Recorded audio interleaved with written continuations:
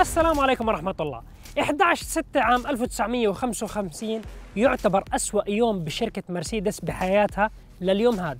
الله لا يوريكم أيام سيئة وصعبة. صار في كارثة معهم أجبرتهم على اعتزال عالم السيارات الرياضية والموتور سبورت نهائياً. انقطعوا فترة طويلة، ولكن لما هاي السيارة طلعت غيرت رأي شركة مرسيدس وخلتهم يرجعوا. خلينا نبلش حلقتنا. هيا بنا.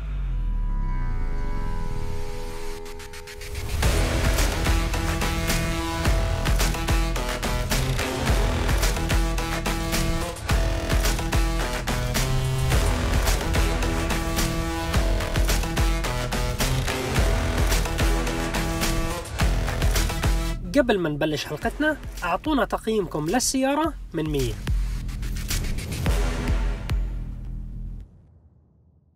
مرسيدس 190 E 2.5 16V، اسم طويل جدا. هي السيارة نجمتنا لليوم، ولكن قبل ما أشرح عن هاي السيارة بدي أقول لكم شو الكارثة اللي صارت مع شركة مرسيدس. شركة مرسيدس 11/6/1955 في سباق الليمو بفرنسا، تحدي شغال بقوة. مرسيدس 300 SLR فقدت السيطرة على إحدى المنعطفات وضربت بالحاجز على سرعة 200. طارت السيارة، نزلت على الجمهور، قتلت 83 شخص وتم إصابة أكثر من 180 شخص. كانت عبارة عن مجزرة مش عادية. الناس، حادث كارثي، الناس تقطعت، انحرقت، دمار شامل صار.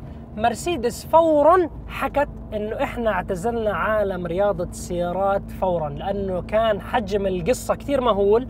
لليوم هذا أسوأ حادث بتاريخ الموتور سبورت صار بالكوكب هذا الحادث. فشركة مرسيدس ساوت هذا الانقطاع الطويل. لما طلعت سيارة مرسيدس 190E النسخة العادية، هاي السيارة كانت ناجحة جدا عند الشركة، باعوا أكثر من 1,800,000 سيارة. فجماعة مرسيدس حكوا والله السيارة مثبتة وجودها، التنافس في عالم الموتور سبورت ضل قوي جدا، شركة BMW بتنافس بقوة، كل المنافسين شغالين واسمهم بيطلع، ولكن شركة مرسيدس وقفوا الموتور سبورت. فأجت الفكرة تاعت مرسيدس إنه خلينا ندخل عالم سباقات DTM. انسوا الرالي، انسوا سباقات التحمل، كل هاي القصص المعقدة، خلينا نرجع نسابق فقط بسباقات DTM. حكوا بدنا نجيب سيارة مرسيدس 190E، لأنه سباقات DTM مشان تشترك فيهم لازم يكون عندك سيارات إنتاج تجاري بنباعوا بالشوارع، بعدين تاخذ هاي النسخة بتعدلها بتظبطها وبتسويها سيارة سباق. فجماعة مرسيدس حكوا الموضوع تمام، عندنا السيارة 190 خلينا نشتغل عليها. جماعة مرسيدس انقطاعهم عن عالم الموتور سبورت خلى عندهم في مشكلة، انه ما عندهم محركات رياضية يعني أصيلة، انه هاي الموتور ياخذ السيارة لمرحلة أخرى.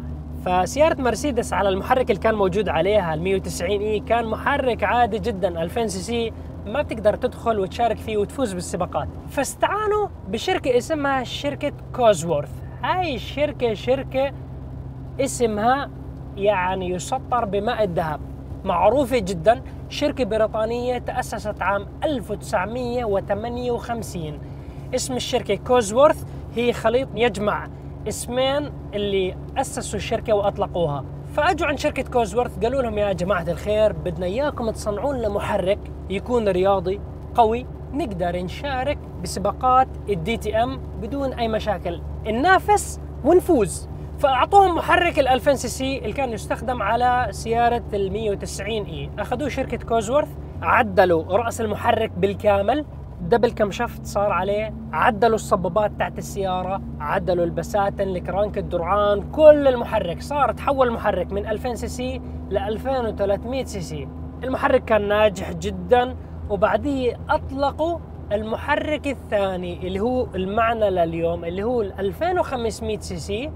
هو يعتبر أقوى محرك للإنتاج تاع الشوارع، كان يتراوح قوته حسب السوق الأمريكي ولا الأوروبي تقريبا من 200 حصان ل 207 حصان، يعتمد إذا في فلاتر البيئة ولا ما في فلاتر البيئة، ولكن هذا الرينج تاع قوة المحرك. هذا المحرك كان نقلة نوعية في تلك الحقبة من الزمن، لأنه لما تيجي تحكي 207 حصان بالثمانينات يعني هاي أرقام جدا قوية. السيارة دفع خلفي، السيارة بتتسارع من 0 ل 100 بغضون بعالم ال7 ثواني.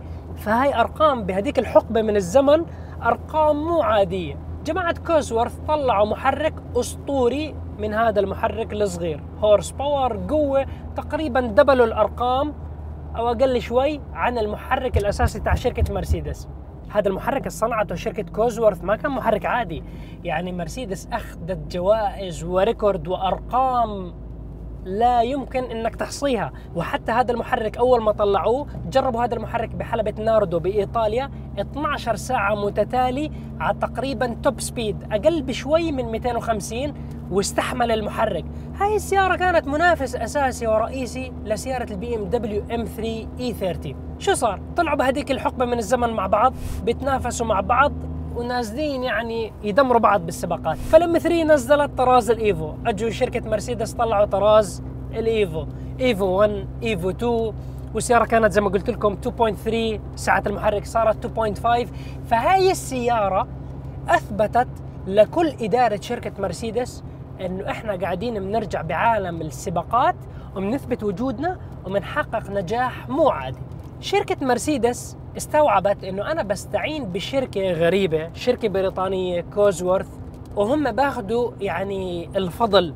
شركه كوزورث زي ما قلت لكم شركه اسطوريه، يعني ثاني اكثر شركه بعالم الفورمولا 1، عندهم انتصارات كمحركات بعد فراري، تقريبا 178 انتصار مساويين الشركه تاعون كوزورث. هم اللي صنعوا محرك الاسطوري تاع استون مارتن فالكري.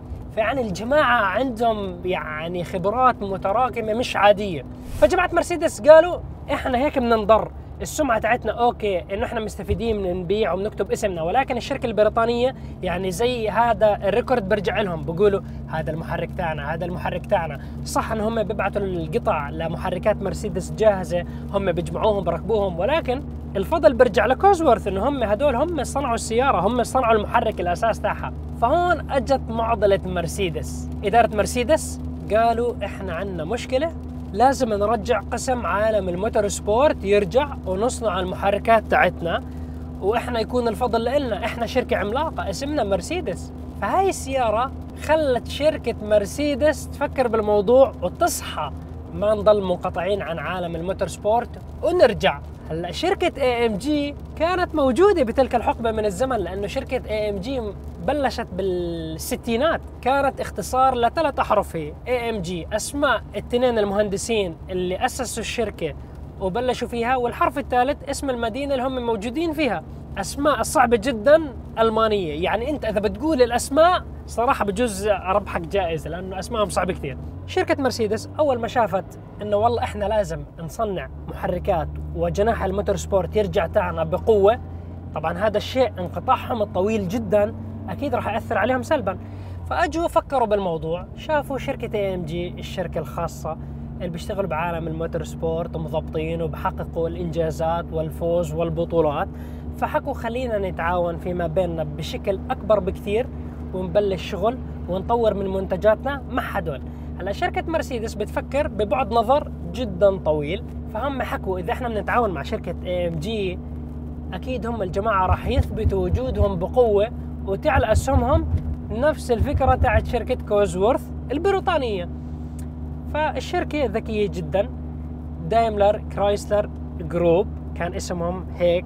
فالجماعه هدول بزنس مان، رجال اعمال فهمانين شو بيساووا، فاجوا ساووا استحواذ على شركه AMG، شروا من اسهمها، صاروا اكبر ملاك لها بسنه 99، وظلوا تدريجيا لحد ما شروا الشركه وصارت تابعه لشركه مرسيدس.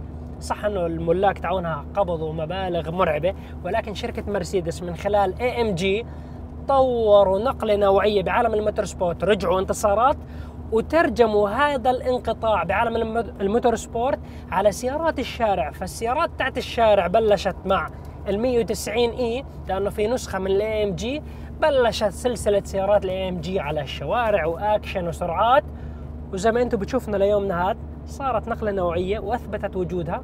سيارات AMG لما تقول بهاي الايام AMG اسم بخوف اي شركه بتصنع سيارات. هاي السياره بتلك الحقبه من الزمن 190E نسخة 2.5 كان عليها أساسي ليميتد سليب ديفرنشال بالخلف، السيارة دفع خلفي، عليها جير بوكس. السيارة اللي معنا اليوم 5 سرعات مانيوال جير عادي. هذا الجير بوكس تصنيع شركة جيتراج 5. نفس الجير بوكس المستخدم على بي ام دبليو ام 3 اي 30. يعني الجماعة اختصروا الموضوع وقالوا هاي الشركة اللي بتصنع جير بوكس جيتراج انه اسطورية، فخلينا نتعاون معهم ناخذ الجير بوكس. فتسهيلا للموضوع اخذوا الجير بوكس وهي شغال على السيارة. الجير بوكس جبار رياضي. اكثر اشي مميز فيه انه الجير بوكس هاد الغيار الاول بدك تنزله للاسفل كأنك بتحط الغيار الثاني. هذا الشيء يعتبر شبه نادر بعالم السيارات. سيارات قليلة جدا عليها هذا الجير بوكس اللي بنزل لتحت. اذا انتم محترفين بالسيارات تقدروا تسموا 3 سيارات بكل سهولة. اذا متابعين عرب جي تي صح بتعرفوهم بسهولة، تكتبوا لنا اياهم بالتعليقات خلينا نعرف المحترفين. شو بتختلف سيارة ال 190 اي 2.5 و 2.3 عن النسخ العادية من مرسيدس 190؟ في عدد كبير منكم راح يقول اوه هاي سيارة عادية، سيارة مو اسطورية. الايروديناميك تاعها افضل، السسبنشن مصات صدمات مختلفة عن النسخ العادية، بتكون اصلب ومنخفضة للاسفل اكثر.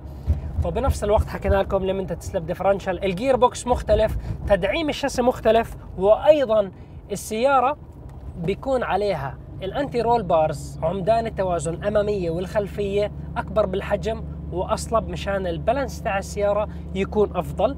السرعه القصوى تاعت السياره وتسارعات افضل. محرك السياره 4 سلندر خطي وسعته 2500 سي سي، وشعار السياره المكتوب بالخلف 16 في تعني 16 صباب. خزان البترول تاع هاي السياره مقارنه مع ال 190 اي العاديه بيكون حجمه 55 لتر، هاي السياره بيكون حجمه 70 لتر، فخزان البترول تاعها اكبر. يعني شخص بده يطلع يساوي اكشن ويدوس ما عنده مشاكل من ناحيه البترول.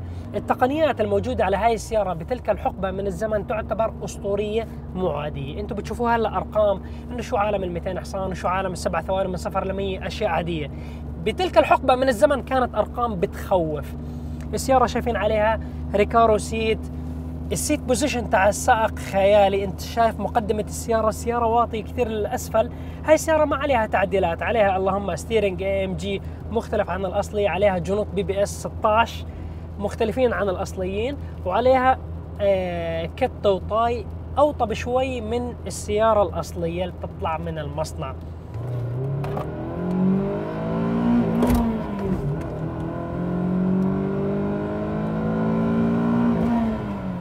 وكت اوف كمان لعيونك على الاول والثاني. من اهم الامور المختلفه بال 2.3 وال 2.5 عن ال 190 اي العاديه الستيرنج، لانه الدوره تاعته اقل والدقه تاعته احسن من النسخ العاديه، ففيها شعور رياضي جميل جدا السياره لليوم هذا.